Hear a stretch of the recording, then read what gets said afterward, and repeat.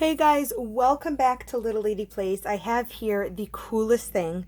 You're going to see what's on the other side of this. And I know for me, this is like a huge game changer in terms of education. And I know I'm saying this often because lately I've been sent by far the coolest things ever. So we're going to start off the review in a few parts. The first part is we're going to look at these because yes, I'm sure you can tell by now it's a dry erase board. So let's check out the markers and see how they work. So there's black. All right, it's kind of nice. It's bold, you can see that. And it writes nicely. So there's black. Then we have red. And same thing, I like it. It's a nice, it's a rich red. I don't like when they send colors and it's like transparent. So far, so good. Green. Green has sometimes been, okay, so it's a pretty rich green, but I would probably use it like for underlining and like for making, let's say, points, exclamations. Like, I don't think I would use it to write, like especially if doing like spelling or stuff, because this green, it's nice, but it's not bold. You can see the difference between the red and the green. It's not as rich. Actually in the video, it looks a little bit, I don't know, just in person. Next we have, I believe this is purple. Ooh, I like this one. Wow, this is super, super rich, and it's a lot of fun, purple. And last we have blue.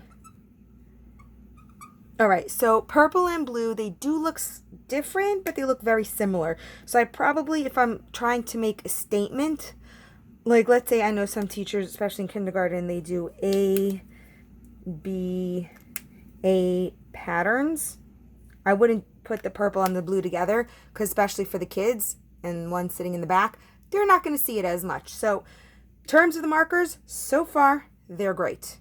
Again, green doesn't show as much, but it's definitely, it's bright. You can see it. And the blue and purple, just don't use them next to each other to create a point, because again, not such a good point to be made. Okay, for the eraser, look how cute this eraser is. It's just so small, and it fits so nicely in the palm of the hand. How cute is that? And let's actually erase it. So one thing I noticed that it's a little bit of a hard eraser.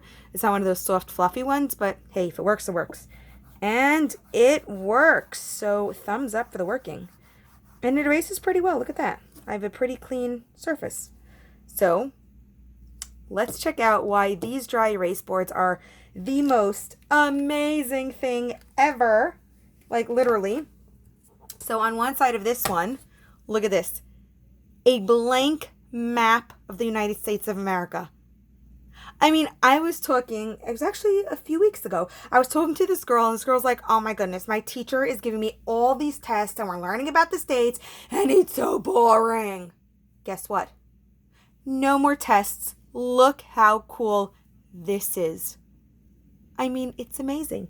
The kids can take a marker and fill it in. We have New York. We have Florida. We have Washington. Oops. Look how cute this is. And I'm actually going to get to a game later on. So stick with this review because I have a game using the map. Because we love games. Anyway. So look how cool this map is. And again, you have blank on one side, United States on the other side. So let's say you're not learning about the maps. You want to demonstrate something. Flip it over. Do the teaching. Flip it back. And you're right back to the United States of America. Like beyond a huge thumbs up for this one. Oh, we got another dry erase board. And guess what's on the other side of this one? This is the whole entire world. You have your continents. You have the oceans. There's a little bit of everything here. Look at this. It's so simple. It's not, something that makes the students nervous is like when you show them a map and there's like all these like pictures and colors and I mean, those are cute, but so many children get overwhelmed, they end up not learning. Counterproductive. Look at this. So simple. Like, ask them a question. Where's South America? Oh, how cool is that? Totally found it. I mean, just amazing. And again, cute eraser. Love the marker. This marker does work for filling in and stuff, and it's kind of cute. Anyway, the last one, before we get to the games, because I'm all about fun and games, right? The last one is... This is so cool. It has its own purpose as well. It is the world on one side and the clean map on the other side. Super cool. So, first question is, what games are we going to play? And I'm going to tell you this. Excuse me. In the beginning, This game is a little bit, oh, excuse me, allergy season. Okay. In the beginning, this game is a little bit, I would say, less students involved. And as you get along, obviously, you're going to get to 50 states. So let's just say whatever order you're teaching in. Let's say I'm teacher, I call out, we're doing Washington. So one student goes, Washington. So they're learning the name of the state, the location, and the abbreviation. 3 things. So Washington, very simple, done. The next day, let's say it's Washington and New York. So I have 2 students up. I say Washington. They fill up Washington. I say New York. They fill out New York. Super great. No problem. Then same thing, Washington, New York. Let's say we do California. Now, again, doing a few states a day. Let's say, however, you call up 3 students and instead of putting California here, they make a mistake and put California here. Now, here's something I do every single day. I have my students come up, they do their thing. Then today we're doing 3. Then I have a 4th student come up. And I say, okay, can you please review the map? And if there's a mistake, just quietly correct it. So do Washington, put a check. New York, put a, oh my goodness, California? Totally not correct. But here's how they do it, because they're also teaching leadership skills. Quietly put in California, put a check, erase it. Students not embarrassed. Look how cool that is. Look how amazing this is. The students can self-correct each other, get involved in the game, and the most important thing, the student that made the mistake, because we're going to have students that make a mistake, the student that made the mistake can learn from their peers and not feel embarrassed for making a mistake. I mean, we're building recognition of the states, and again, every day, we're back to square one. Let's go. Take it apart again. We have however many students you're doing today. We have Texas. We have Florida. I have New York. I have California. I have Washington. Correct. Oh, mistake. No worries. Erase. New York. Correct. The whole entire class is learning how to fill out the states. The whole entire class is learning leadership skills. And the whole entire class is learning from each other. And I know we all have it in our classes, whether we like it or not. You always have that one student that just keeps making mistakes. And think about it from the student's perspective. You know, one day they put Washington here. The next day they put Texas. And they mix up Oklahoma. And in a regular classroom where the teacher's just, oh my goodness, you made a mistake. So we're going to put a mistake, X here and X here and X here. How does that student feel? That student feels very bad because that student, I'm sure, is either trying hard or struggling at home. But what if we take away all the X's by another student, take away the X's and turn them into checks? Oklahoma and Texas. There we go. And now the student knows the student made that mistake. Of course they do. But look, there are checks next to their work. Could you imagine the leadership that's being built here? I mean, amazing. And I guarantee, try it in your classes. Not only are you building leadership skills, recognition of the states, location of the states, but for this student, I guarantee you are building self-confidence. When you give out the real assessment, I guarantee, now they may not do 100%, which we all hope, but I guarantee they're going to score better on their tests.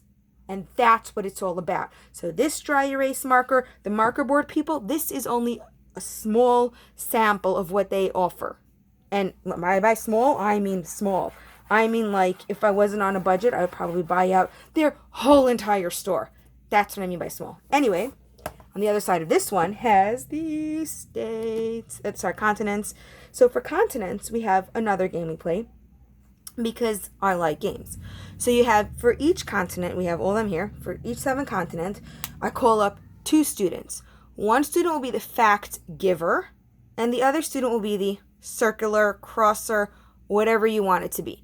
So for example, the student will have to describe based on their knowledge. So this continent is located south of the continent we live on.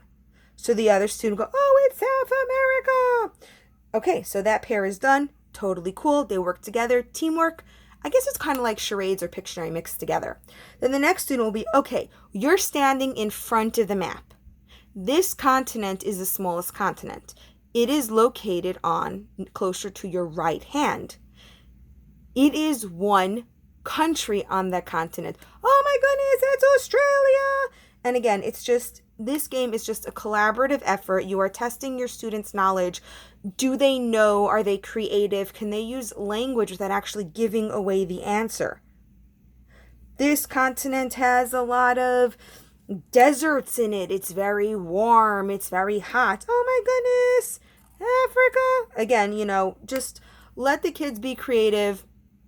Let the kids use their imagination. Again, it's in pairs of 2. There's very few continents. And, if you're in a huge class, you're only going to get to 14 students a day. So this is just a great way to actually maximize the students' learning and just to have fun. Because you know what? Who doesn't want to have fun? I mean, I know I do. And I know my students do. So this is by a company. I'm going to show you it's on the eraser. The Markerboard People. I'm going to leave links below because, like I said, if I wasn't a teacher and I had all the money in the world, I would probably buy out every single thing they have in stock because, who doesn't want to learn like this? Who doesn't want to learn? Look at this quality. It's erasing beautifully. It erased beautifully. It's got the map right here.